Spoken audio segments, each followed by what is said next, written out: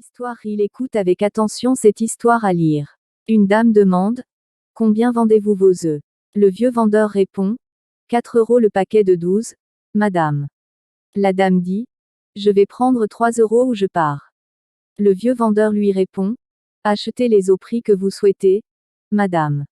C'est un bon début pour moi parce que je n'ai pas vendu un seul œuf aujourd'hui et que j'ai besoin de ça pour vivre. Elle lui a acheté ses œufs à prix marchandé et est partie avec la sensation qu'elle avait gagné.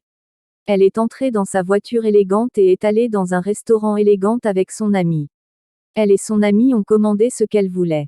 Elles ont mangé un peu et ont laissé beaucoup de ce qu'elles avaient demandé. Alors elles ont payé l'addition, qui était de 120 €. Les dames ont donné 140 € et ont dit au propriétaire du restaurant chic de garder la monnaie comme pourboire.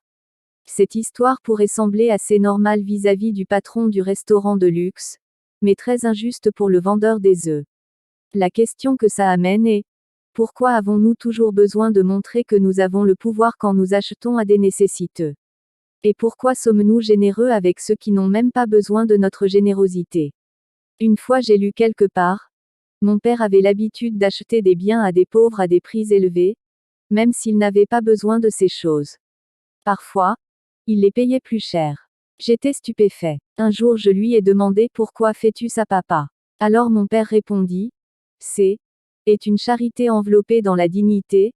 Mon fils, je sais que la plupart d'entre vous ne partageront pas ce message, mais si vous êtes l'une des personnes qui a pris le temps de lire jusqu'ici, alors ce message de tentative d'humanisation aura fait un pas de plus dans la bonne direction.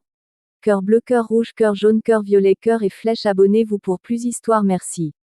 Histoire. Il écoute avec attention cette histoire.